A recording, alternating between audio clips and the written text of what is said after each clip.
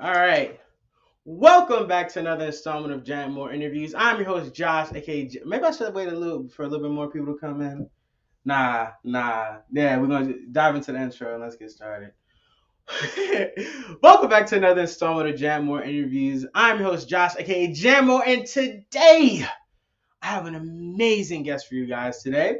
He's the voice of I wrote this down because he's done so much since the last time I've spoken to him. He's the voice of Twerk in Call of Duty Black Ops 4, Sir Lucan in The Order 1886, Nightmare and Hulk Where Monsters Dwell, Drawl in the Troll Hunters universe, Dragan in Castlevania, Conan in Conan Exiles, Doomslayer in the fantastic video game franchise Doom. He's also been in Castlevania. You can hear him in The Last of Us Part 2, Uncharted 4. He's done it all. Can you guys please help me welcome amazing, incredible human being and kick-ass voiceover artist, Matthew Waterson. And I'm in. There we go. Yes. Good. I'm doing fantastic. Another day speaking to another fantastic talent in this industry is always a great day for me. Thank so you. welcome. That was quite an intro. Thank you. I tried, man. I was writing that down because I've been so busy with college work. So I wrote that down a couple minutes before we started. I was like, let's do this right. But for those of you who do not know, this is not my first time speaking to Matt, although I wish it was. Instagram is a glitchy, buggy app, and it got rid of the original interview I did with him. But we're now here. And I've made it look as good as possible. You can see some of his characters up there. Follow the socials down below, of course. I've also linked them in the comment section. Well, not the comment section, the description. I'm really bad at this. But Matt, I'm so glad to be speaking to you again. I'm a huge fan of your work. You're an incredibly talented man and extremely kind. So thank you so much for giving me so much of your time, especially with all the stuff you got going on. Thank you for speaking to me again. And I'm so excited to speak to you, man. Yeah, it's absolutely. If you were there for the original interview, I said that you guys are going to see Matt in so much more stuff, and I've not been proven wrong. I'm not. You can hear him in Horizon Forbidden West, Halo Infinite. He just got cast in that X-Men animated series that's coming out whenever it comes out. He's doing it all. I told you, I don't miss. I haven't missed since. So well, I appreciate that. In that case, predict more good things, because if they're going to come true, if you say them, I am all in. When I hear your voice, I hear Sir Alec Guinness. I want you to be old Obi-Wan Kenobi in a video game or something. I would die for that. Just you to get the chance to be that old mystic character. Of course, the new Obi-Wan show is coming out. So yeah. I'm looking forward to that. I had to. That trailer is amazing, especially the newest one where they tease Darth Vader at the end and didn't I don't think I've seen that one yet. Oh, really? No, the new one. No. I saw the initial teaser that they did, because they announced it ages ago, and then I saw that the first teaser that came out. I think might have had a bit of the music or something at the end of it, but I don't know if it had any. I don't know if there's a newer one that has a visual or something in it. There is a newer one, and it's so much better than the teaser. It gets you so hyped. Perfect thing to release on May the 4th, Star Wars Day, baby. And it's just, I'm so excited for where Star Wars is headed, of course, with Bad Batch and stuff. And I hope to hear you in Star Wars. So like you said, if I predict it and it comes true, you're going to be in Star Wars soon. So let's get it. I would love a chance. I did a Star Wars game 6 years ago, a little one. Yes, that I kind of had forgotten that I'd even done until recently, and somebody asked me something about it. It was well, you haven't done a Star Wars thing yet. And I was like, no. And then somebody else went, no, you did such and such. I was like, oh yeah, that was 6 or 7 years ago, and it was a little tiny thing. I'm like, oh, okay, I've at least been in it. It's one of those things. You're like, okay, how many of these epic franchises can you at least do something in, so you can say, no, I've been a part of Marvel, I've been a part of DC, I've been a part of Star Wars, I've been a part of Star Trek, I've been a part of Halo. How many of these little things can you even if it's a little something, you're like, great, no, I'm part of that universe. I've at least touched that base, which is awesome. Obviously, yeah, getting to do something meteor is a dream, but you're like, okay, as many things as you can just touch and get into, so you can say, nope, no, I've been in there somewhere. tiny place, but I've been in there somewhere. Right. I was droid number 55 talking to Luke Skywalker, helping him get Hey, to his ship. it was enough for Daniel Craig and Prince William, like masked, just like leading somebody out of leading Adam like out of a room. I'm like, if it was enough for James Bond, I'm like, I'm fine. I can do that. I can be like the fourth guy in, just being like, come along, hurry up. Like I can do that. Right. Fine, I'm in. Yeah, like with the Star Wars movies, Tom Hardy was a background stormtrooper, and like you said, Daniel Craig was a background stormtrooper. There's a lot of room for people who want to get into the Star Wars thing, Yeah, So and so because they're expanding all those universes out now, like there's, like you said, there's all these different shows, there's all these different movies, there's all these animated shows, like there's games, and like some of the games are so involved. The what was it, the Fallen Order game that came out a couple of years ago, that's like a whole new thing. Like, and they, like, the people they've got in those are amazing. Like it, and that, like, if you just put just the cutscenes of those together, you're like, oh, that's just a damn good Star Wars movie on its own, kind of thing. Yes, it's really crazy to see how video games evolve. I know you've been more involved with the industry more than I, but as a consumer, it's just been absolutely insane to see how these franchises are expanding. Of course, with streaming and stuff like Disney Right. Plus and Peacock and all that other stuff. Like, there's definitely more content coming for us consumers. I mean, a Star Mhm. Wars. Like, speaking of stars, there's this new Star Wars game coming out soon with Mhm. Amy Hennig, who did the Uncharted games, which I'm excited for. Can't wait to see more of that. Yeah. So yeah, like there's a lot of opportunities coming for actors such as yourself to be involved Mhm. with these massive franchises. I mean, you're in the Croods now, playing off Phil Betterman, who was Yep. originally, I didn't even know this. I had to research this, but it was originally played by Peter Dinklage. Like, Yeah, what the in the hell? movie, it was Peter Dinklage. Yeah. I think the only person from the second movie who actually did the TV show was Kelly Marie Tran. She stuck with her role into the TV show, but all the other people didn't move to the television show. So we got to they had to recast basically the entire cast for the TV show. So a whole bunch of us got to like go, okay, great, and do our best versions of whoever the people were that were doing them. And the nice thing was, it was like, okay, let's get in there and match them as well as we can. And then over the course of the seasons of the TV show, it's like, okay, now we can start to do some stuff of our own and sort of make them yours.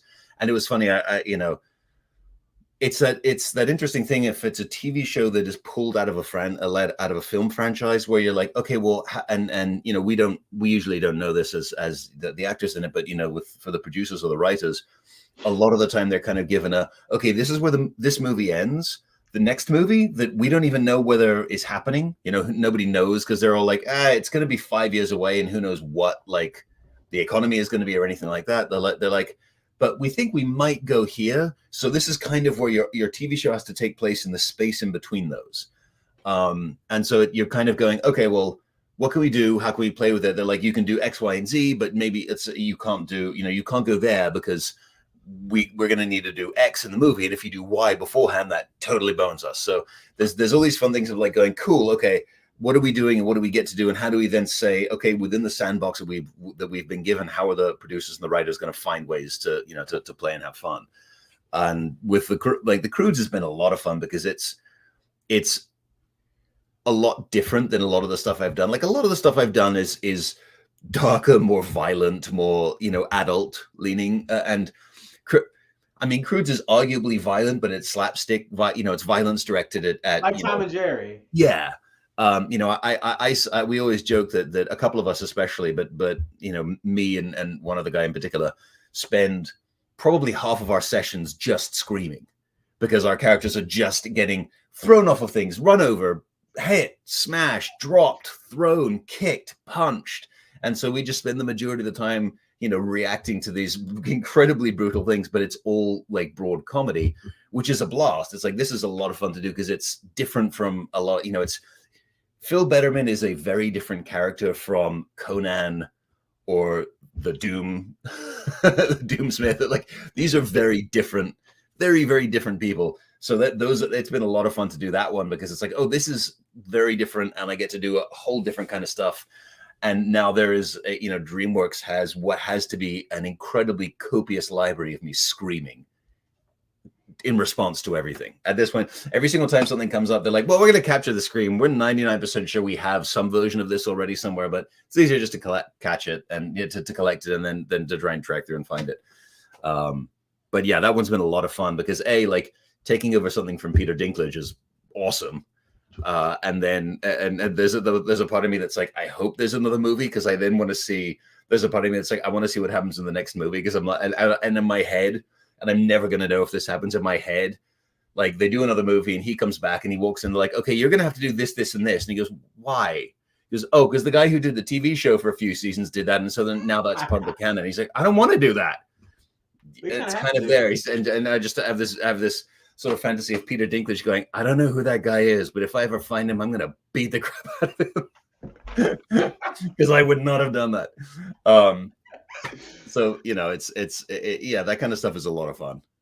It's cool that you're talking about like the shows from movies, how they're kind of like in this in between spot, where they're trying to set up the other movie and also trying to do their unique thing. I really have to give kudos to the writers and the creatives on shows like that because it must be a difficult thing to be like, all right, you can do this, but don't do this too much. But you can't do this. Turn it on. You know what I'm saying? It's got to be like a lot of things to do.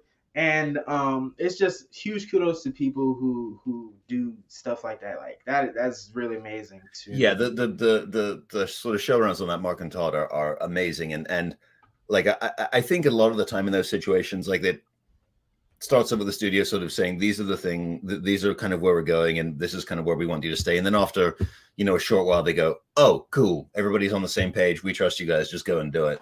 And the kind of creative stuff they come up with okay, these are the bounds that we have to work in. Cool, great. Now, how far can we go within this constraint, which is always where people are usually the most creative. Absolutely, and it's been amazing to watch you guys just work on that show. What a fun thing! I'm always going in the living room, and my little brother is just watching that show. I'm like, okay, well, that's crazy. He loves it. So yeah, it's a blast. It's a blast. It's a lot of fun. It's a lot of fun to do, and I like one of my closest friends who is a comedy writer, a sitcom writer. I'm not getting I get messages from him. He's just like, my son wants to know, because his son I think is like maybe 6. He's just like, my son wants to know when the next season is coming out, and so do his mother and I, because he keeps asking us about it. And I'm like, well, then our job is done. We've done well. Absolutely. Oh yes, I always want them to come back for more. But my first question to you is, you come from the UK originally. You have this UK background. You can tell, you can hear it. You can hear it in your voice. It's there.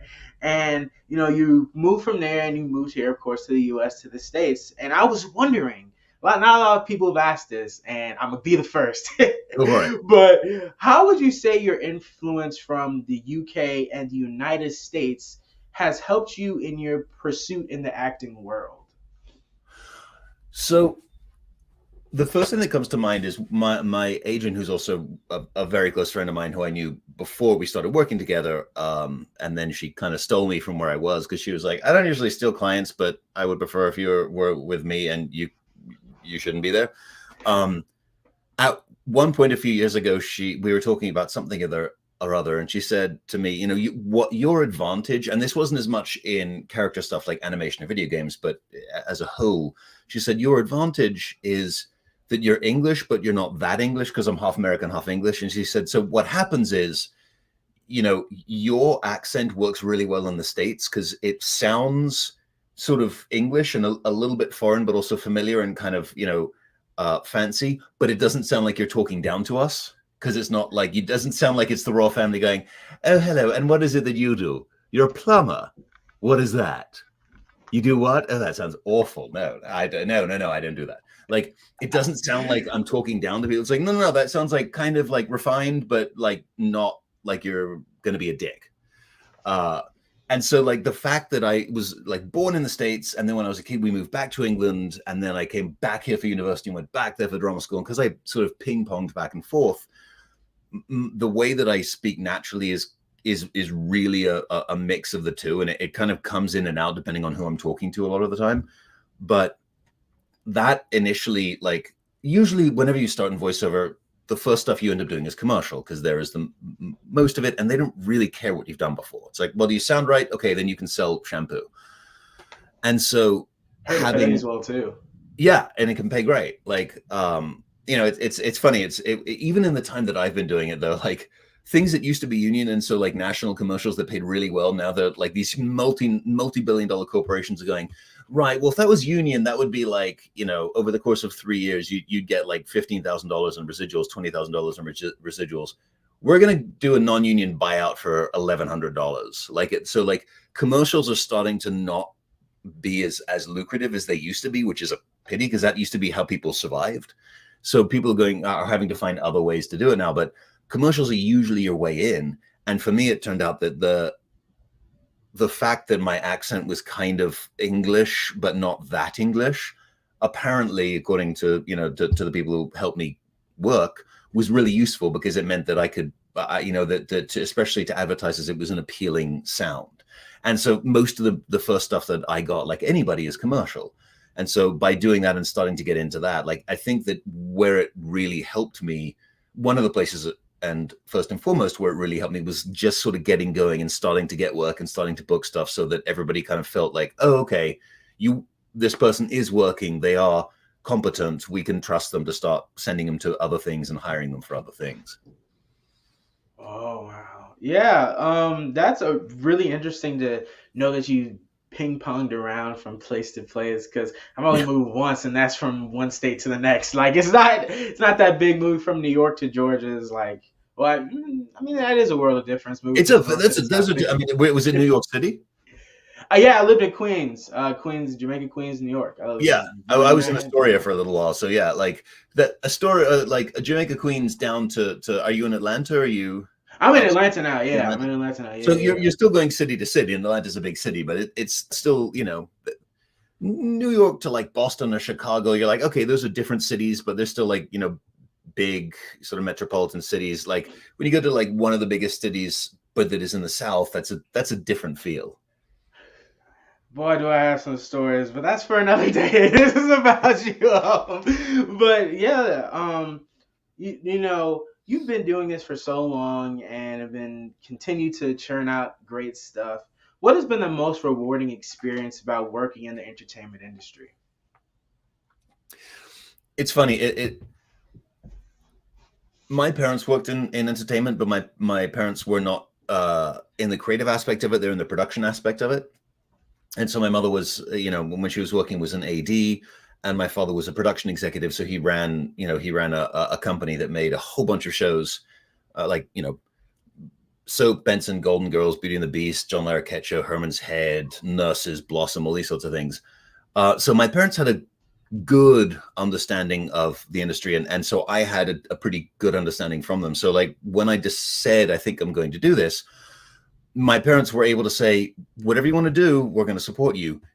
You need to understand that the actors who who are friends of ours, who you have met through us, they are the tiny sliver who actually make a living. Like most of the people who who are actors or writers or directors are a tiny percentage of the total number of people, and the ones who are actually doing pretty well because they're on a network show or something like that. So you need to understand that that even if you're good, the chance of actually being able to make a living, let alone, make a lot of money, is very, very slim. So I kind of came into it knowing that, and it still took like 15 years or so until I was able to actually support myself as an actor. And that meant that, that was time that I was working in theater, and then moved into more voiceover and that kind of thing. And it took 15 years before I was able to actually support myself wholly as an actor, which, I now have been doing for a while, which is incredible. And it is not infrequent that it does occur to me of how lucky and fortunate, I am and my wife is, that like both of us managed to be in that very, very small sliver of people who can make a living doing this. Because I have friends who I've known for, 2 decades, who are exceptionally talented and never were able to make a living. And some of it is, some of it is happenstance of like a type or a sound or a this or that. Some of it is, something went wrong or something, but a lot of the time it comes down to luck. Like you have to be ready and you have to work at it, but there's a lot of people who work at it and who are good and they don't get a break come the right way. And so, there is nobody, whether it's just a working actor like my wife or myself, who's able to pay the bills and go about their normal life, or the people who are at the very, very top echelon who are making tens of millions of dollars per project. Like none of the people who are working got there without a couple of big events that were entirely luck. They were prepared, they were ready, etc., etc. But the luck always has a good amount to do with it, more I think than being a lawyer or being a doctor. Like if you are good and you work hard as a doctor, you're going to get through school, you're going to pass your exams, you're going to get you're going to be able to ply your trade and work. In the arts, you can be really good and work your ass off and still find at a certain point you go, I have to go and do something else that I know I can make a living at because I can't do this.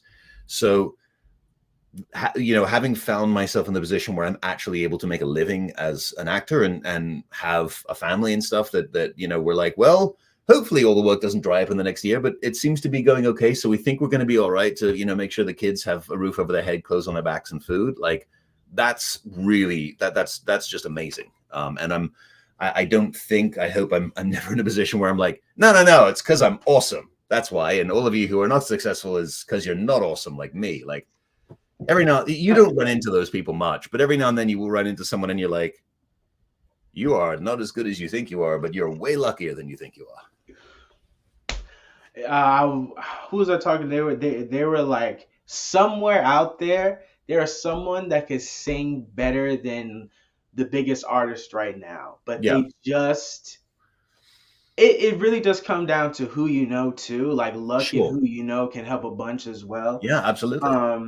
And sometimes it's people don't find that break or they're just stuck singing at like little bars and there's no one there that really can boost them up. Now with social media, I think we're kind of a gift of social media is now we can like put ourselves out there and let people know there is value to us and what we bring. Like we're a good singer, listen to our cover and promote it on like Twitter or TikTok, which is like booming right now, and or Instagram or even YouTube. We now have the ability to share our beauty and our art with the world for people who are interested. And that is a beautiful thing. But even then you have algorithms and you have trends and you have people writing trends, you know what I mean? And that's all they're good for. And then once the trend is dead, they're done. Like they can't do anything else out of that.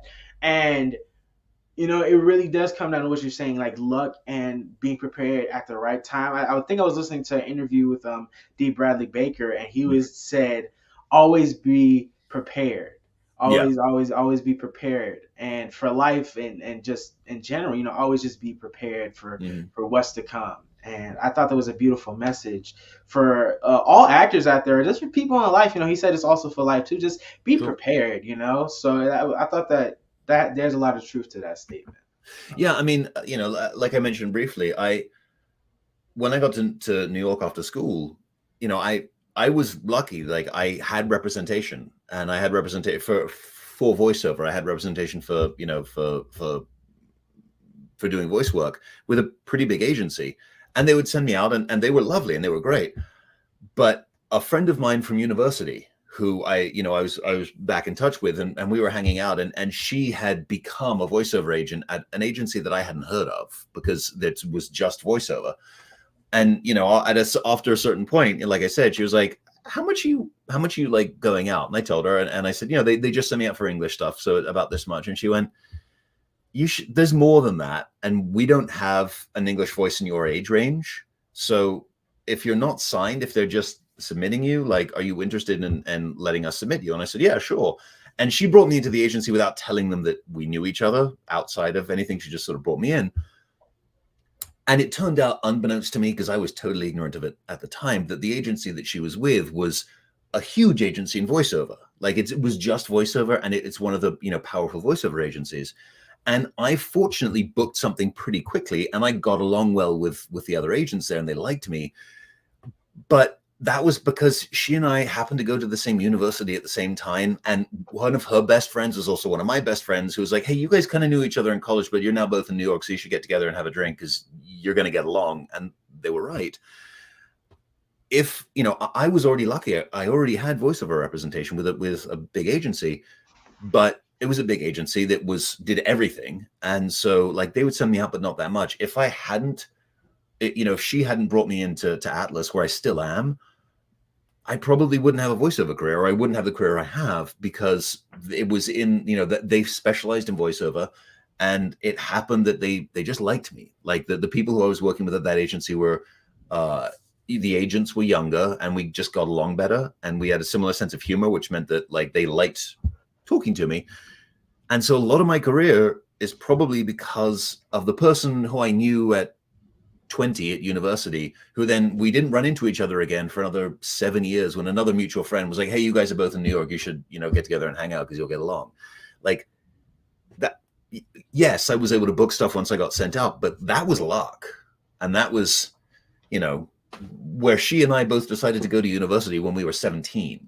Like that, you can track that far, and you're like, that's a shot in the dark. Like you can't prepare for that, or you can't, like, I couldn't sit and talk to a whole bunch of people who want to, you know, who want to make a living in voice work and say, so this is, you have to pick the right university where the right people are going to go, because how the hell do you know who's going to end up where? Like, she didn't plan to be a voiceover agent when she was in university. That's where she, you know, her career just took her. So there was always a lot of luck involved, and so it's like, it's always really important to keep that in mind, because you have to sort of be grateful for the fact that, you know, the breaks went your way, and also be cognizant of the fact that there are other people who are probably better than you who didn't get those breaks. And so, you know, that's always worth keeping in mind.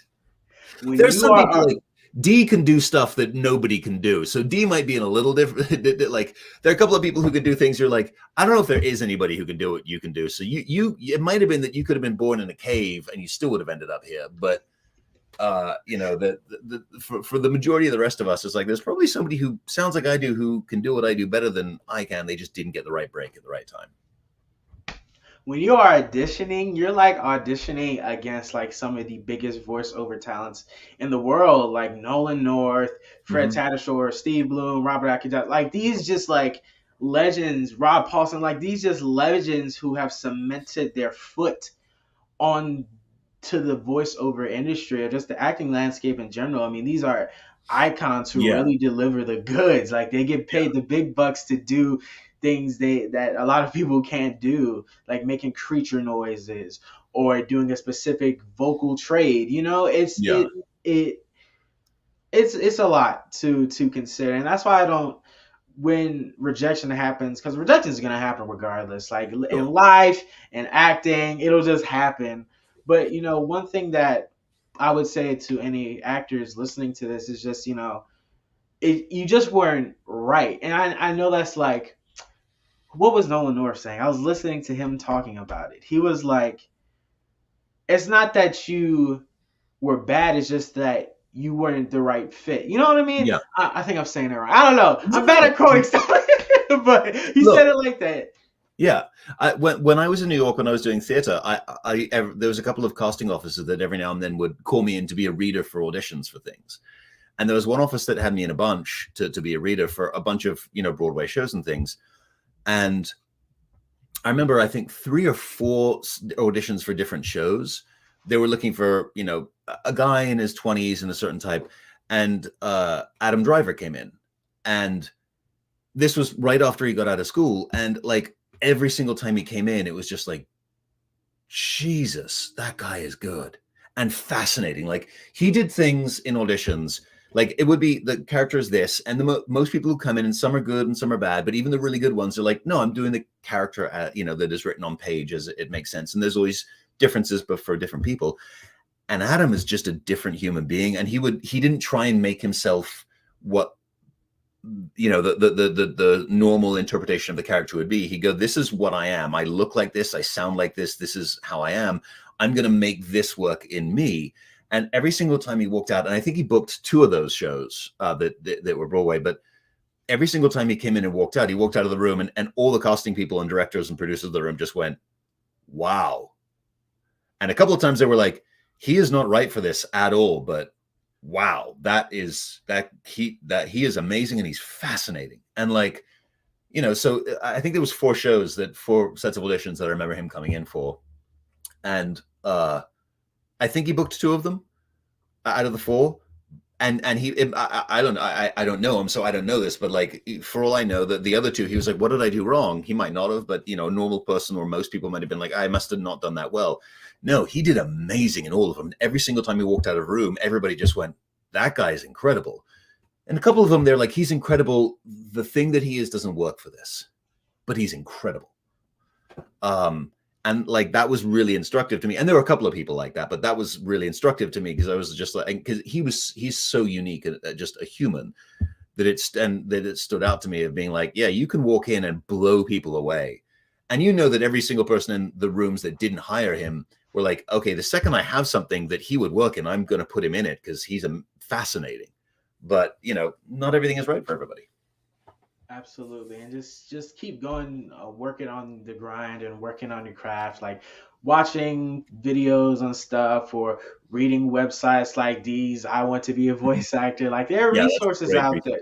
Yeah, there's a lot of resources out there for aspiring artists such as myself to really engulf ourselves in the crafts and looking for coaches who are a right fit and doing things to really sharpen our swords, sharpen our tools to become a really great artist in this industry. So I just say keep going and keep pushing. Like even the biggest people that were like, oh, Nolan North probably doesn't even care or whatever. No, like all artists give it their all the time. They give it 100%. They want to book that. They want to land that, and we all put the same amount of effort into what we do. It's just like me and Matt are saying, sometimes we're just not the right fit. It's not that you're bad or awful at all. It's just sometimes there's a certain thing that the guy who got booked might have that you didn't at the time, where there's a certain charm, or there was a certain look or a certain height or a right facial hair even, you know, it's weird like that. Yeah. And just don't be discouraged by that because your time is always going to come. So that's my little sermon for the day. I mean, like one of them that I just remember, one of the ones that Adam Driver didn't get, the person who got it, who was also amazing, was John Gallagher Jr., who was in Spring Awakening on Broadway, but he was also in like the Newsroom, the Aaron Sorkin show. And like, if you know who he is, like Adam is my height. He's 6'3", 6'4", and 225, 230 pounds. He's a big guy. John Gallagher is, I don't know, 5'10" and 140 pounds. Like it's like if he's right for that, then Adam's not.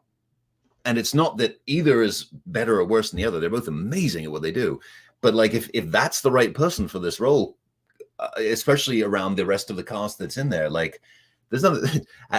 Somebody who looks and is the size of Adam Driver can't make himself that to work. It just doesn't work. Right.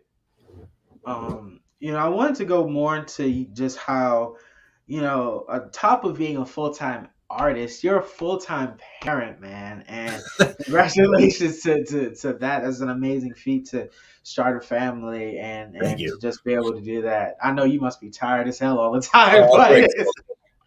We have 3 kids under 5, and none of them are good sleepers. So my wife and I basically have been tired for 4.5 years. Like none of them sleep well. Not all of them, you know, none of them sleep as much. You look at like sleep curves for children, and you're like, well, they're going to be somewhere on the sleep curve, and like one of them is at the very bottom of the sleep curve, and the other 2 aren't on it. The other 2 are like looking at the sleep curve, going, "That's cute. I'm gonna do this."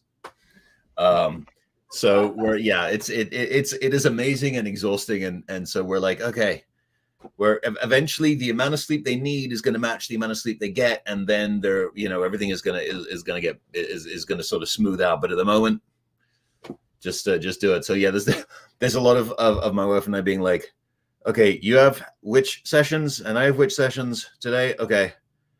Okay, so you're going to be on your own with the kids for 4 hours today. I'm going to be on my own with them for, okay. So you sort of gird yourself going, okay, there's going to be this period where you're going to have three kids, a 4-year-old, a 2-year-old, and a 6-month-old on your own. And you're just like, I can do it. I've done it before. It's going to suck, but I can do it. How do you balance time, man? I know I struggle with balancing time, and that just sounds like a whole nother thing. So, what are some tips, or like, do you even have like a way to like balance the time of being a full time awesome parent and a full time actor?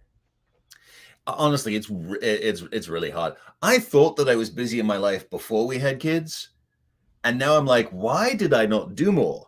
Because I had all the amount of stuff that either my wife or I, we talk about this all the time, can get done in half an hour now, because we're like, that's all we have. So the amount that you manage to accomplish in half an hour of free time, because that's all you've got, is amazing. We're like, if we were this efficient in our 20s, we'd each have written like 15 books and we'd have like 8 multi-billion-dollar companies going, because we're like, there's no way that, like, if I had known how much I could get done in a short amount of time, then I could have got so much more done. I just didn't, I had no idea, and I was lazy.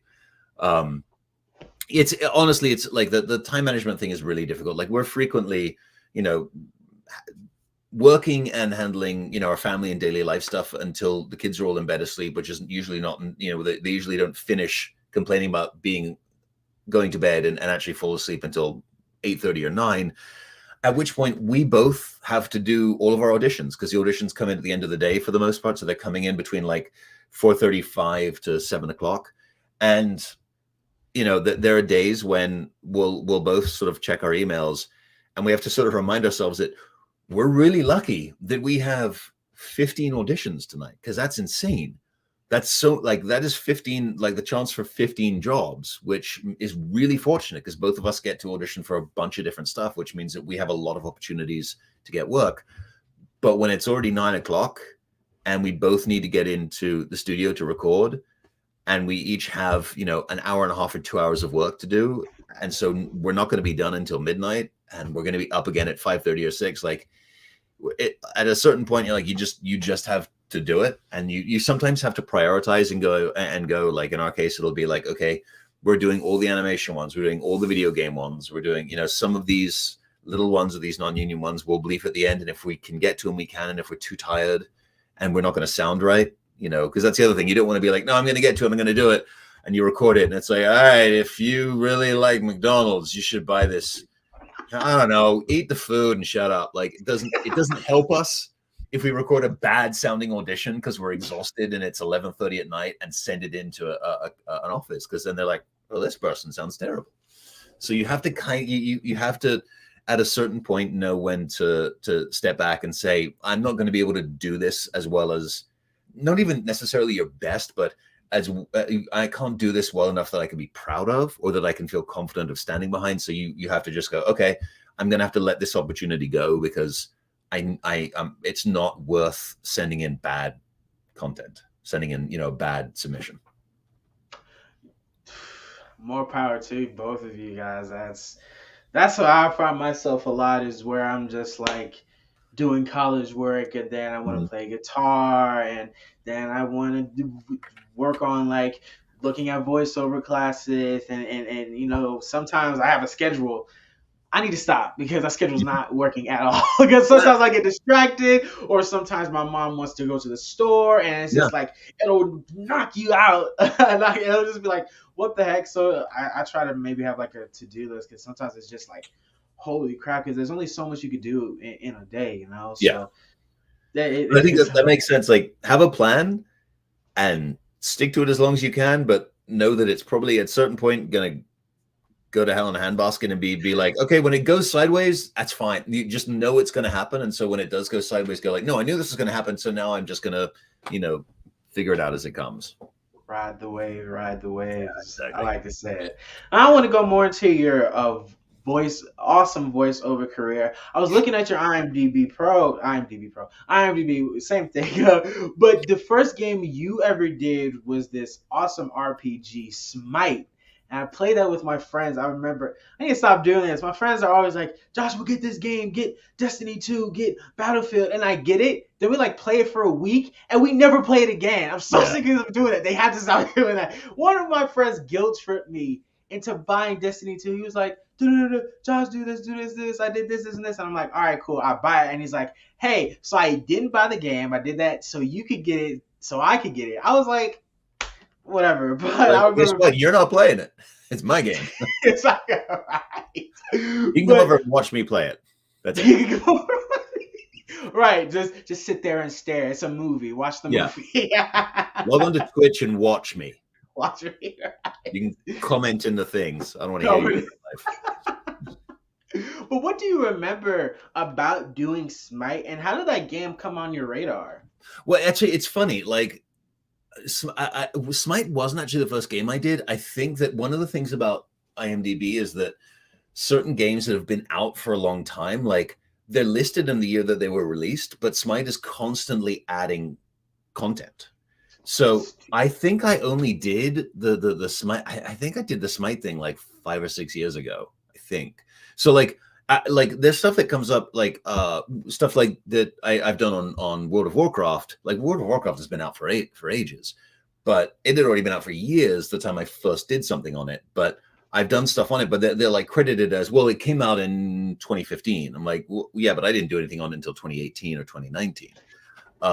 So, and Smite is one of those, and I don't remember what the character was on Smite, because like Smite's sessions are interesting because they're quick, because the characters like don't have, there's not a huge amount of dialogue for the characters, because it's a, it's an activity. It's like when you select them, and then a couple of like just lines here and there for entertainment, and then a couple of like attack lines and like, taunts, and then you're dead. So Smite sessions are usually a pretty short session, and it's usually only one per character. The first game I worked on was The Order. That was the first one that was the first game I actually did stuff on. The first game I auditioned for that I remember was one of the Rockstar ones. I don't remember. I just remember it was a soldier one, and that was when I was still in New York. And they had me come into the office, and I don't remember what. It might have been a soldier for like a Grand Theft Auto or something like that. I don't know. But that was one where I remember it was like an office in like this really cool building in New York, and they're like, okay, here's a rubber gun. We don't have like a proper setup, but it was a motion capture thing. So they're like, just run around this office like a soldier and like dive and roll over things. And I remember just being like, I'm doing you what? Like, yeah, so go into the hallway and like enter in like you're clearing a room, and I'm like, there's like people walking past with coffee and books and notepads and like in meetings, and I'm standing in the hallway with like a giant rubber rifle, just like, hey, how's it going? They're like, are you auditioning? I'm like, yeah, I've got to go into that room, like I'm gonna kill somebody. They went, oh great, good luck. I'm like, this is just weird. That's the thing they say on the daily, so they're probably just like, oh, another loony coming in. I'm kidding. Yeah. It's like, there's a guy walking around with a neon blue rubber rifle. It's like, don't worry about him. Let me go back to make sure I meet my daily quota. Yeah. So Smite, it's funny. Like a couple of things that I've done are like when I did them is not when the same as the order that they're on like IMDb, because of how they list certain games, especially the long running ones. All right, so let's get into the Order 1886. Cool. This is crazy. This is a game I remember. It's crazy how like underrated this game is, and it's not like talked about, but the cast is insane. Brad McTavish, Yuri Lowenthal, Liam O'Brien, tons of others. David Shaughnessy. Just like it's a big cast. Yeah. So I'm kind of surprised it didn't do as well, but it's fun, man. It's a fun game. It was on PlayStation Plus for a little bit, and I played a little bit. I don't think I got to your character from what I remember. It was a while ago, so I could be wrong. But yeah, man, this is a really cool game, and I really enjoyed the story, and I just want to know what you liked about the story. So what are some story elements about the Order 1886 that you enjoyed, and how your character fits into those story parts? Well, that was an amazing game to work on, especially being like the first game I'd done, because I booked that when I was still living in New York. So I was coming back and forth to California because we shot that at a mocap stage Sony has just north of San Diego, because they have this giant like warehouse stage. And when they were casting that specifically for like the leads, like the 4 leads in the team, and then for like 1 or 2 others of us, I think they wanted people who hadn't done a lot of games before, because they you know, that they were like, well, we kind of want new people, because, you know, if we get Nolan or someone like that, they're like, everybody knows who that is, and it kind of brings something with it. And they just were like, no, we want people who haven't done this before. So what they looked for were theater actors who had experience of working in the round, in stages where you're at stage in the middle of the whole audience, because they're like, that's good preparation for performance capture. So for me, like, that was my first experience of doing performance capture, and it was amazing, because the team making it were lovely and were great, and like, because they were that they had so much writing on that, like the writer who they got on it was the guy who won an Emmy for writing the John Adams miniseries for HBO. Like, and I remember talking with him at one point, and him sort of saying like, yeah, I was, when my agent first called me and said, hey, they want you to write a video game, and he said, like, I was like, no, I'm not writing. What are you talking about? I've got Emmys. Like, I write high end like HBO special things. And he said, and then I met with them and they explained what they were doing and told me. And he said, and I started to get really interested, because he said, I realized that what they wanted was to say, no, let's effectively write a really good story and great characters. And then it's also just going to happen to be a video game, and then we're going to do all of this.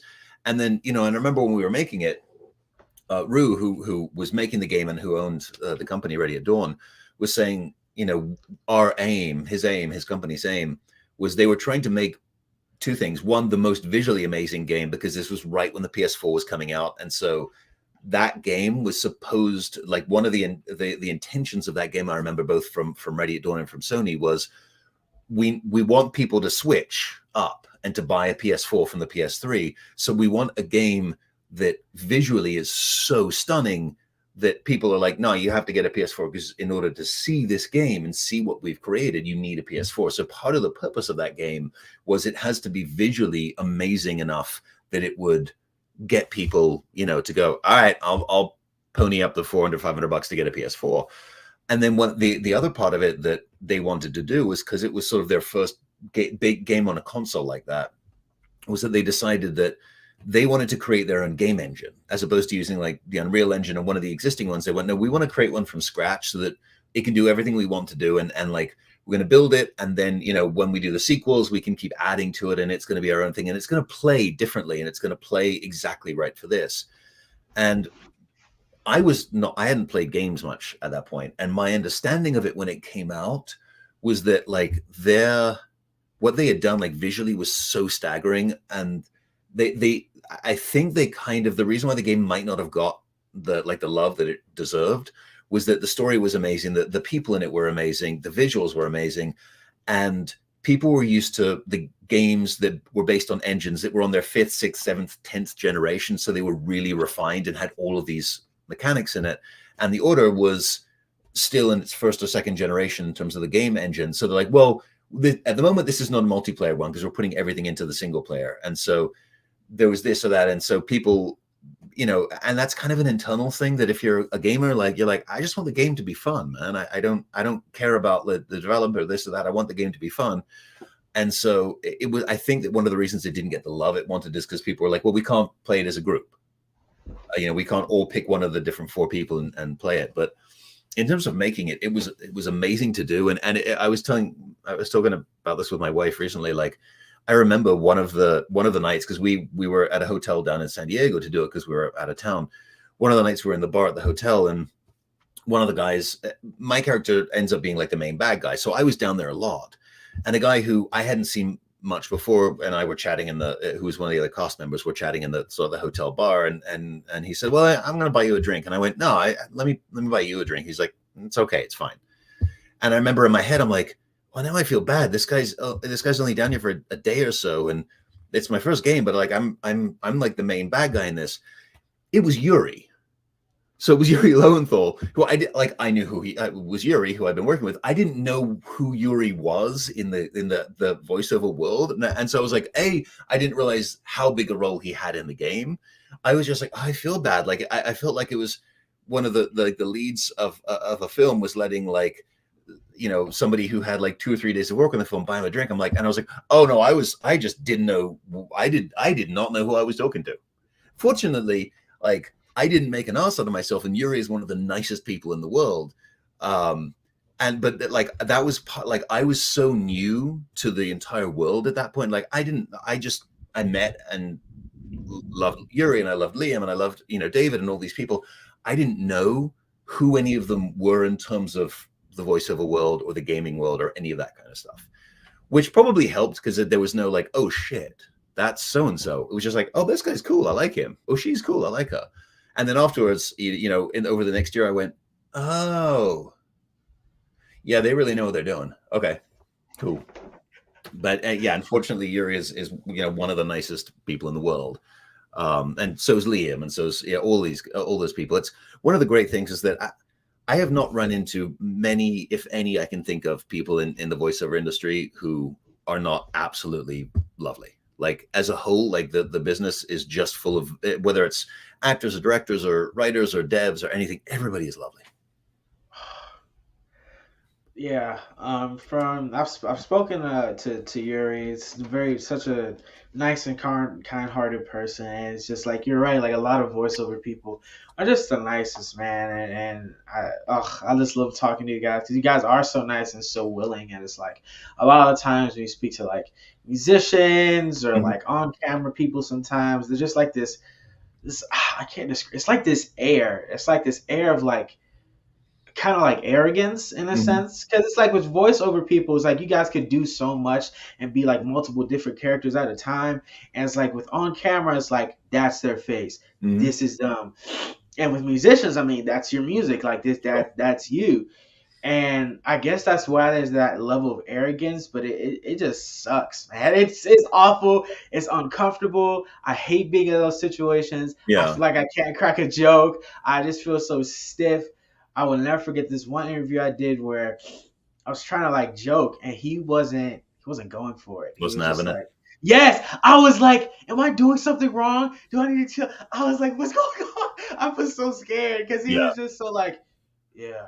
Anyway, so I did this, and I was like, "Oh my god!" It was so uncomfortable. Well, and like you know, potentially like in defense, like one of the nice things about voice work is, you know, even somebody like, you know, Nolan or someone like that, like Nolan can go out and live his life and doesn't have press hounding him, doesn't have, you know, the chances are not many people are running up to him on the street going, holy crap, It's you know, Nolan you're North, Nolan yeah. North. Like when you and like I have known people who were already, you know, famous by the time I got to know them, and other people who like I knew when we were young who've become famous on camera, and you know, there's a certain amount of like, because people know you, you have to have a little bit of defense up because there's some crazy people out there, well-meaning and not. There are people who are absolutely well-meaning who are like, oh, I know you from blah blah blah, and you're like,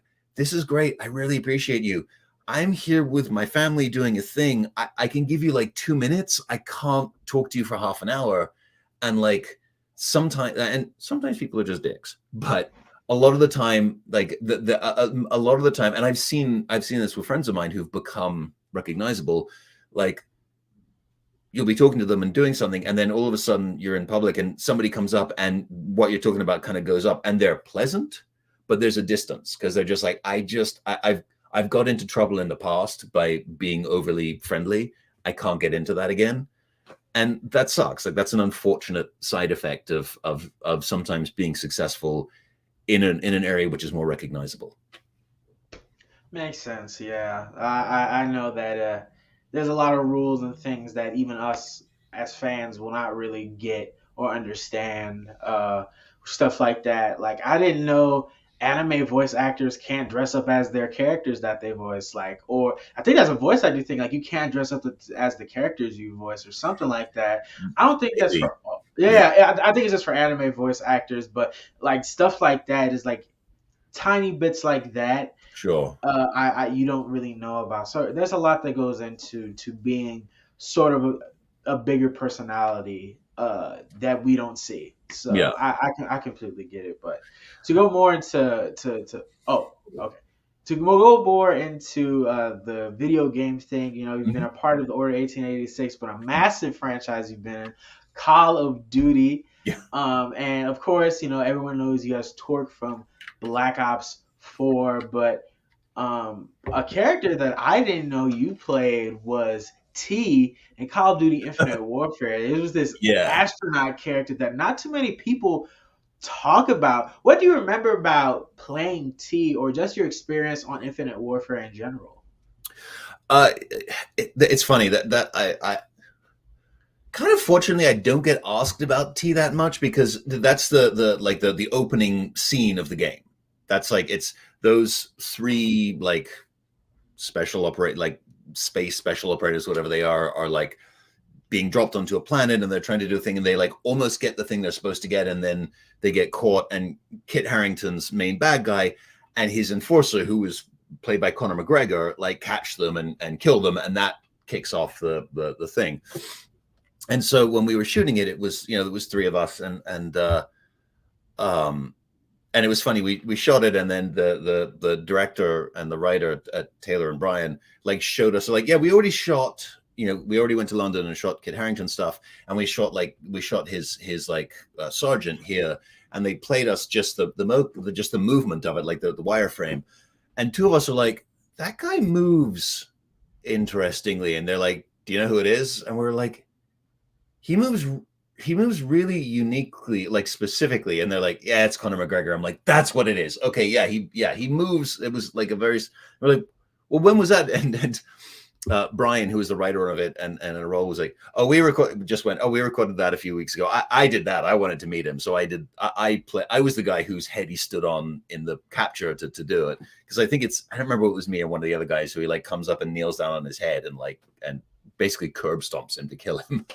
So I was like, wait, I got killed by Conor McGregor. That's awesome. And it was just like an action sequence to open the game. And there was it was me, there was an American guy, and there was a guy who was, I think he was Turkish. And so the thing when the game came out and I looked at it and I was like, oh, so these are the three characters. Okay, cool. So that's the Middle Eastern guy. That's the guy with an English accent is black. That's uncomfortable for me. And because when we did it, it was just three, like it was never done. And looking back, I'm like, I'm sure what happened was when they put it together and looked at it, they're like, oh, we have an American, we have an English accent, and we have a guy, a Middle Eastern guy. This is supposed to be a military team that is representing Earth against a team from another planet. We want it to be as all-encompassing as possible. So we should make one of the characters, make one of the characters black. We have a Middle Easterner and a white guy, and like, well, the white guy, we can do it with the English accent because it's English and that's different. And I was like, that's cool. That's really uncomfortable for me. Like if they'd known going in they were looking for a black actor, they would have cast a black actor. So that's when we're fortunately, because it's just like the first 3 minutes of the game, hasn't come up much. But it was a thing of like when it came out, we watched it and my wife and I were like, that was a really cool job. This is weird now that it's out because it's kind of uncomfortable because shouldn't be me playing that role given that they made the character black. It was a lot of fun to do because we were just doing all action stuff for a couple of days. And fortunately, like I said, it's a tiny thing at the beginning of the game, so it didn't become a big thing. There have been a couple of other games where, after they recorded and shot everything, they changed the race of a character, and people have been like, "Why is that person playing that character?" And I had sympathy for it when that happened because I was like, that happened to me, and it had, it was not the way it was. I don't think any of us, including people making the game, knew that was going to happen when we recorded it. And then the decision was probably made like at an executive level when they were like, the game is being delivered in like 2 weeks. We can't re-record and recapture all of this. And somebody at an executive level probably said, just change the skin tone on it. And they're like, cool. That's not problematic in the slightest. That's not problematic at all. We'll just change the skin tone on a character. Cool. I mean, I don't know. That's all I can conjecture, but it's been funny because like I've got to work on a handful of Call of Duty games, in whether it's from little bits here and there and like ancillary voices or Torque or Tia, things like that. Apparently, all characters whose names begin with a T. Yeah. But it's funny because like that was a lot of fun, that job, because that one was just action. That was just like we get to go and play soldier for like 2 or 3 days on a soundstage, and jump in and land and parachute and run around and be in gunfights and stuff like that. And that kind of stuff on mocap is a blast because it's as close as you get to playing cops and robbers when you're a kid, kind of thing. Right. I didn't know that you did mocap though, because see, what I thought was that they brought in an actor and it was like a big like mocap actor, or the mocap actor wasn't like an actor type of deal, just like a stand-in, and you did the voice. I didn't know that was the deal. That is very I could understand why that was like very well, and that was the thing. Like, if it had been what you were saying, like if it had been a black stuntman who had done the thing, at that point they would have known that the character was going to be black, so they would have cast a black voice actor to do it. And so I'm sure I'm sure what it was that by the time that somebody decided to make that change, they're like, it's too late. Everything has already been built in. We've taken all the mocap, processed it, put it into the game. We've processed all the vocal stuff, put it into the game. I mean, that's all I can think of, because otherwise they would have changed it. That's one where I'm like, that was a really cool job. It was a lot of fun. Given the decision they made, I kind of wish somebody had decided it a little earlier, so they could have cost somebody. They'd been like, well, all right, Matthew got paid for the day, but we're gonna go and capture somebody else for 2 days and put them in so that it does what we want. That didn't happen. So that's where I'm just like, well, that's uncomfortable. Cool. Completely understand, but yeah. I didn't know decisions happen like that. I seriously thought like I said, it was just another situation where it was just you like providing voices and you just paid for the voice. But yeah, that is something that is very weird, that does need to stop, especially with where we're headed in the industry, with more diversity and representation playing a role into these major franchises. It is important to give those opportunities to people who look like that and sound like that. You know what I mean? So it is a thing that I hope it's not a mainstay, but if that does happen, that like, they at least let the actor know, because I know that must have been, like you said, very uncomfortable for you to see, like, oh, that's not me. It was a shock when, like, that was a game that they sent me when they sent me the game, and I loaded up, and it's like the first scene, and while we're watching, we're like, well, that one's got to be me, because that one's me. Cool. All right. I'm gonna have some questions to answer at some point. And I guess you did, but a massive franchise that you're going to be a part of soon, the Marvel Universe, X-Men 97. I know you can't talk too much about it. What is your history with Marvel though? Pre-working on this show, are you a Marvel fan? Are you a fan of the film, the TV shows? I think up until I think I've seen like all of their features up until the most recent ones, up until the end of Infinity War, like that stuff. I saw all of the first 3 phases. You didn't see Spider-Man? Not yet. No, anything the last couple of years, like we've seen nothing the last couple of years just because of kids. So like, and my wife was in Spider-Man 2, so we're like, and she's a huge a huge comic books thing. So as soon as we get a chance, where we've got enough time in an evening, we're gonna get it and we're gonna watch it. We just haven't had a chance yet because screaming tiny people. But yeah, Marvel's been one that I'm lucky I've got to do some stuff in them before, like the Nightmare, and that one was so much fun to do. That was another one where we actually recorded the entire cast in a room, so that was one where I got to like watch Fred Tatasciore do Hulk for a couple of days straight and just go, how do you do that for hours on end? And then at the end of it, just like, hey, how's it going? And like, your voice is fine. I'm like, something about here is built differently in your physiology. Um, That's my goat. That's my goat friend Ted Ashore. Oh my yeah, gosh. I met him at a con and he's just geez, so nice, like he's a so sweetheart. disarming, and I love talking to him. We're working on bringing him on the show soon, so I'm excited Yeah, to do he's a that. sweet. He's so nice. Yeah. Oh my goodness. Have you guys started recording the show yet? Yes, I think I can say that because I think I can say that because other people have already posted stuff about it. It's a funny one where like they announced it and they announced who was in it, but like we can't say who we're playing. We can't say, you know, any of the plans or anything like that. But I'm pretty sure other people who are in it have already announced that they've started recording stuff. So some recording on that has started. Yeah. I gotta bring you back on. I don't want to say nothing. I don't want to ask you a question and you're like, no, then, or I get you in trouble or I say Yeah, something. that's when we're like I'd love to be able to talk about it a lot, but at the moment we're I don't know exactly what we are and are not allowed to say. So, you know, discretion is the better part of valor. I'm just going to be like, I don't want to make anybody angry. All I can say is that the people who they have on it, from you know the cast to the people running it, you know the Bo and Jake and everyone putting it together are they're all amazing, and the sort of stuff they're doing is really cool. So it's going to be a lot of fun. Can't wait. And of course, I saved the best for last, baby. One of my favorite roles you've ever done, Doom Slayer and Doom Eternal. I love this franchise with all of my heart. I Yeah, will be it's a fun. Doom fan until the day I die, and I can't wait to see what they do next.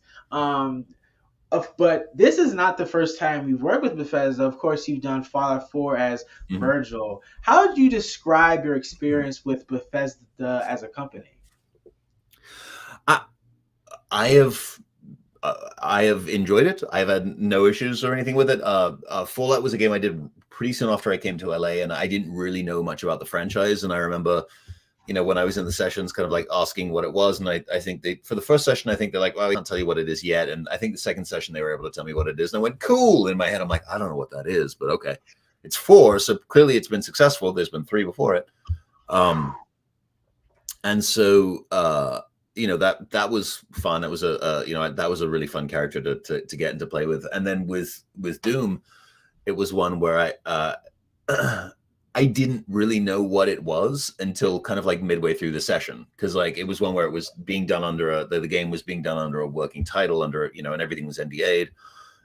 And then I got there, and because I did a couple of characters in it, and then we got to you know the Doomslayer, and we're doing that, and it wasn't until kind of like I think towards the end of the session, or you know, the couple of guys from the studio were like, "Hey, we just want to do get a photo of like the session and stuff." And I'm like, "Yeah, cool." And they said, "You know, because this character hasn't been voiced before." And I'm like, "Wait, which character in the game is this?" And like the main guy with the helmet and the, so I was like, "Oh, really?" They're like, "Yeah." I'm like, "That makes sense why he doesn't talk a lot." They're like, "No, he's not spoken before, really." So that's, yeah, we're not going to suddenly make him, you know, Iron Man and chatty, but like I was like, oh, okay. I'm really glad I didn't know that coming in, because that would have made me nervous. But now I'm kind of, you know, I'm like, okay, we pretty much done with it, and we've kind of set up what the voices and stuff, so we can just go from there.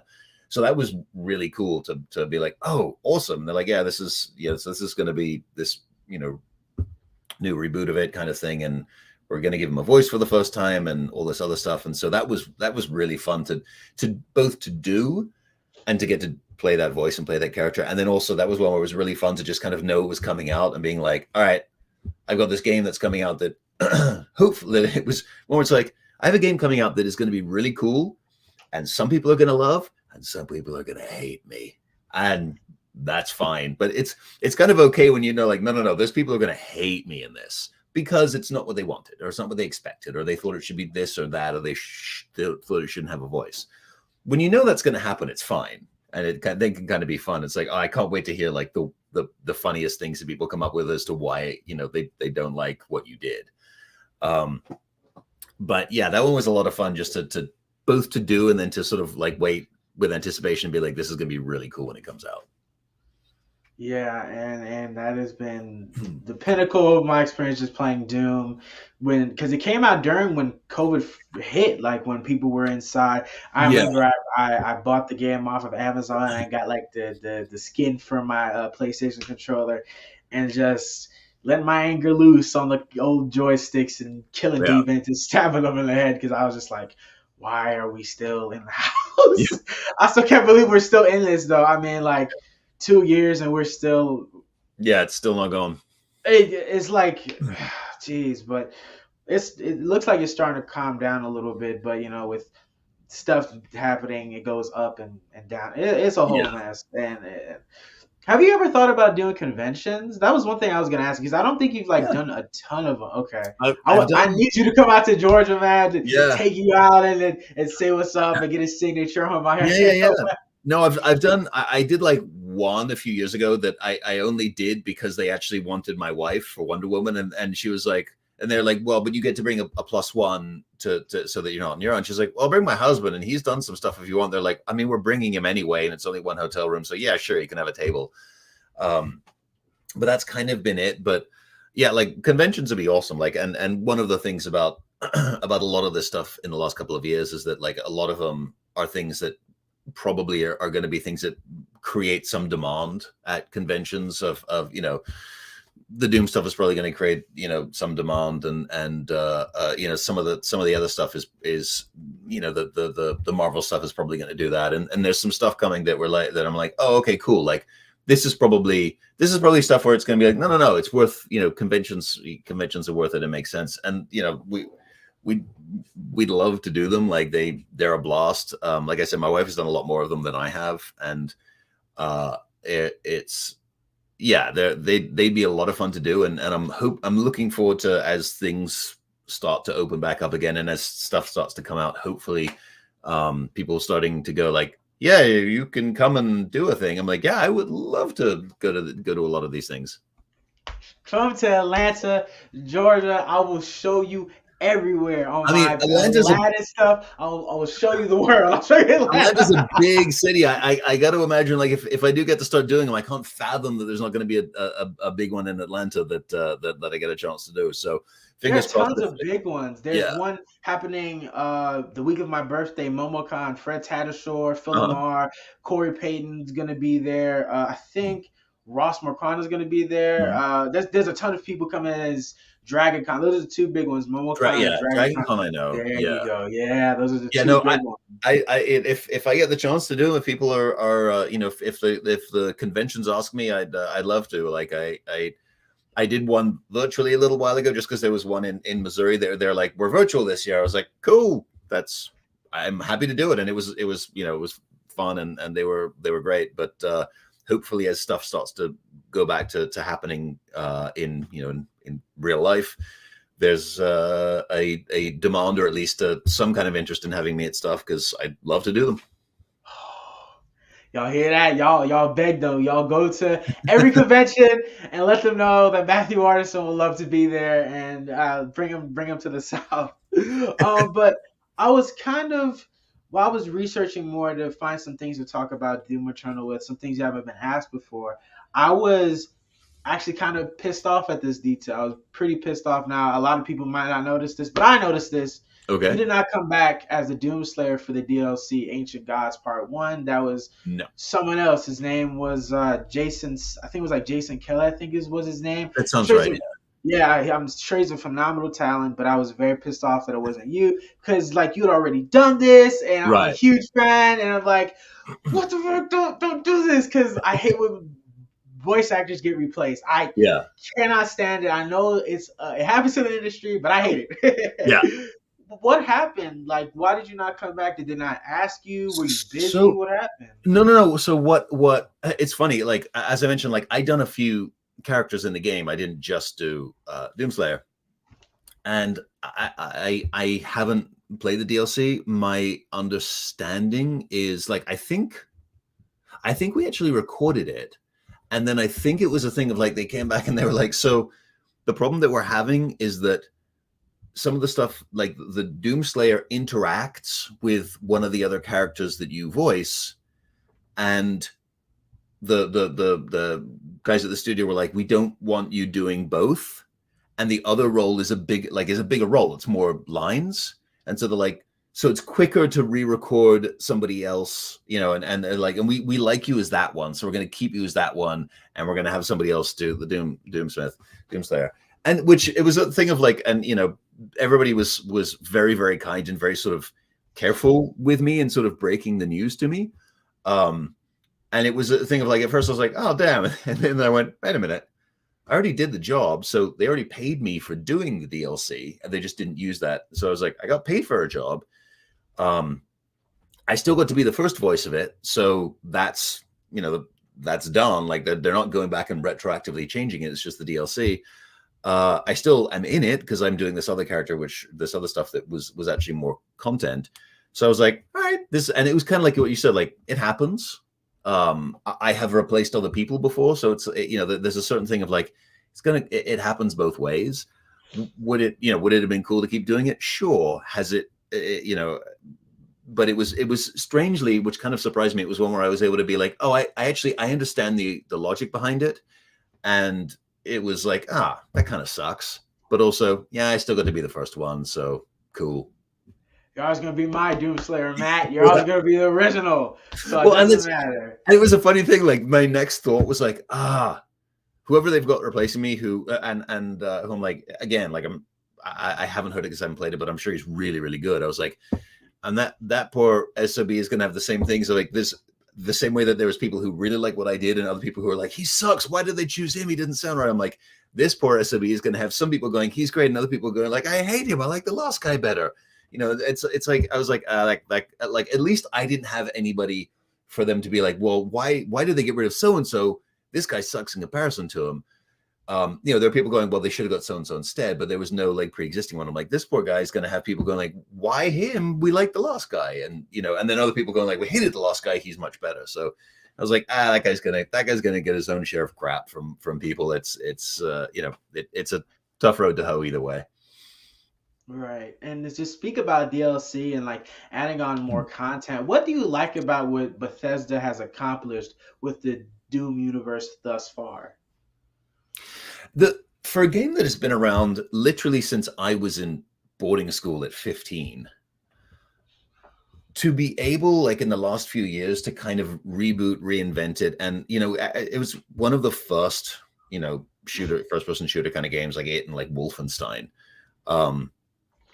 And both of them in the last few years, they've managed to reboot in a way that made them really fun and feel like a current new game, not feel like we're still making this Volkswagen Beetle run, damn it.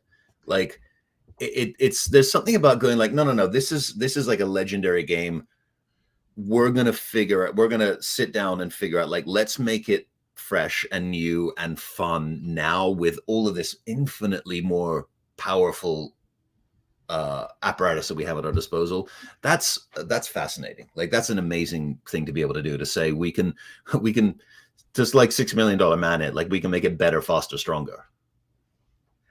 For sure. And I'm so excited to see what they do next. I hope they bring you back as a Doomslayer next time for like Doom Revenge of the Bunny Rabbits or something. I don't know. Like they bring you back as the Doomslayer. They should have both of us and just have it be a Doomslayer versus Doomslayer, just like alternate universe Doomslayers.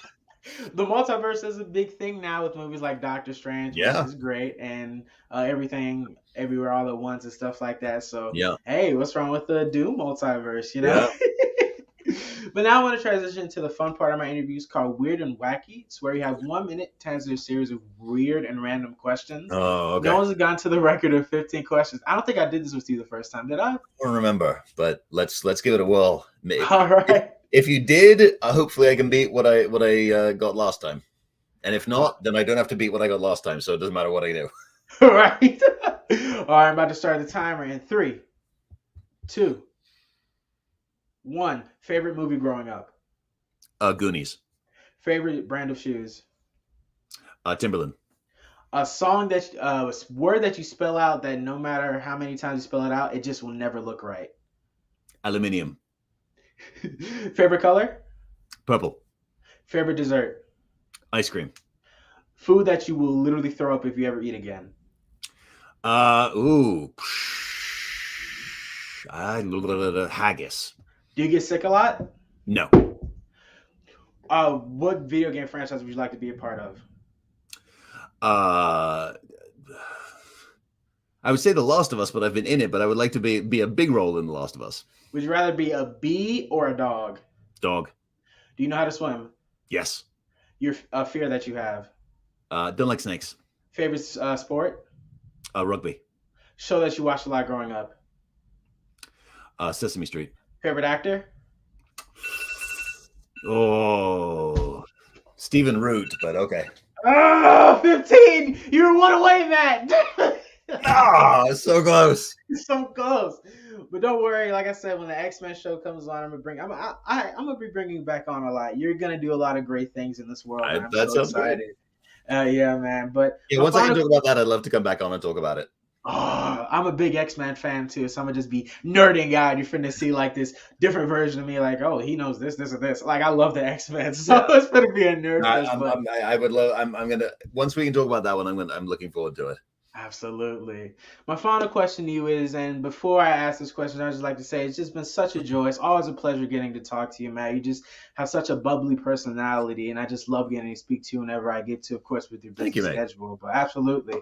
My final question to you is, and I always like to end my interviews off with this, is what is your current message to the world during these current times that we live in?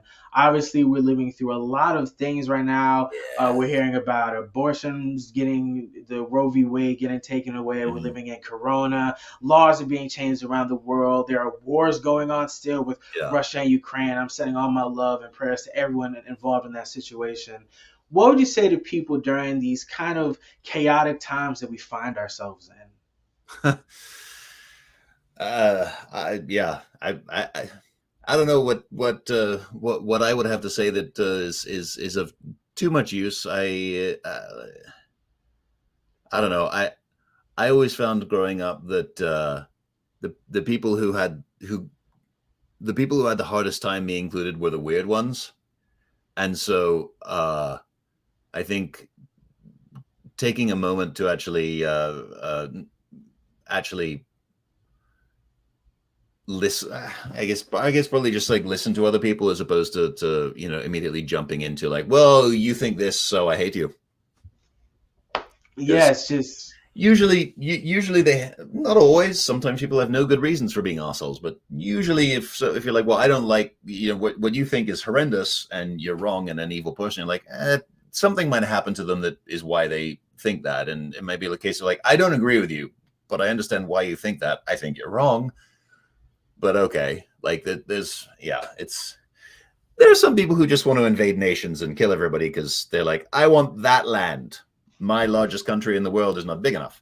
But that's not everybody, you know what I mean? Like the most people at the end of the day, a lot of us just want the same thing. We just want to be happy. We want to be able to live, not to survive. We want to be able to raise people. I know with you, being a parent, you want to be able to raise your kid in a world that's safe and they could grow and learn from. And we just want to better understand one another. I feel like I suffer with this too. So don't think I'm just like saying this out of turn, but I suffer with wanting to be right sometimes. And I think that's a lot of people's issues nowadays, especially like there's just so much pride and ego where people are like, oh, I want to be right, so you're wrong. No, I don't want to hear da. And we just like, we close the opportunity to understand one another when we come from the ego, when we come from pride, where we're like, oh, I want to be right. We have to look at ourselves and be able to be like, I don't understand this. Let me try and understand this. Let me try and hear what this other person is saying. We're different, but we are so much alike. We are so different, but we are so alike. There are so many things that we want in common. We want to live in a peaceful world. Like I said, we want to just be happy. We want to live, not to survive. And when you close that area of communication off, it's more damaging than hurtful. Of course, put people right, set them on the right path, and if they're wrong, then hey, sayonara. But to just be like, no, I'm not going to talk to you, this is da, it's not really productive. It's not really going to get us where we need to be to make a better and bright future for not only us, but the people that are getting older and the people who are in the final days. I want to be able to have a world that is just where they could grow up and be like, yeah, this a peaceful world, man, and just yeah, I completely agree. Let's open up communication again. Let's do that again and hear one Yeah. another, and not shut off our brains. We have to admit when we're wrong. We have to admit when we didn't understand something. We have to admit when we're ignorant. We're all a little bit ignorant, Oh, but sure. that's another thing where we're similar in. We're all a little bit ignorant. We all have Yeah. things that we don't know,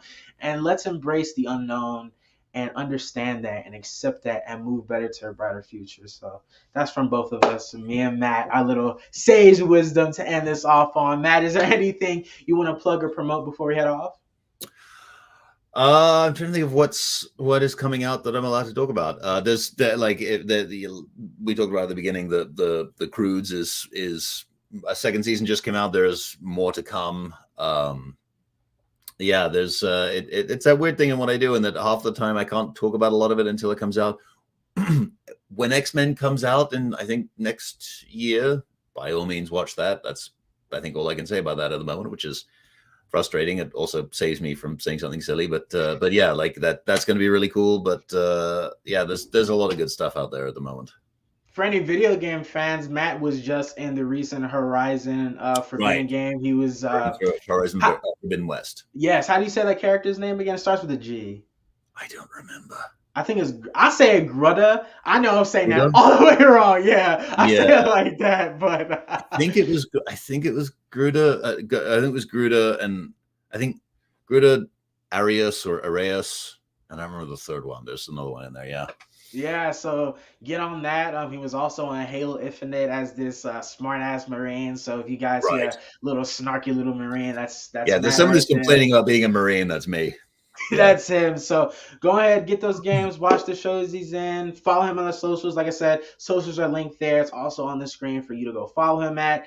Matt, before I let you go, can I get a shout out in the voice of Twerk in Call of Duty Black Ops 4? Just a nice Yeah. little Yeah. Yeah. Just to like just to the show or to you or just to the show, just to the show, just letting people know to come. Yeah. and it's so the official name is Jammore Interviews or just Yes, Jammore? sir. All right. All right. All right. All right. Hey, you. If you're going to be listening or watching something, watch Genmore Interviews. Don't make me come get you. Matt, you're a freaking legend, man. I'm so excited to see what you do next. Thank you so much for joining me. Have an amazing rest of your day. Thank you, And we'll man. talk You too. soon. Thank All you. You right. too. Take Have a care. great one. And boom.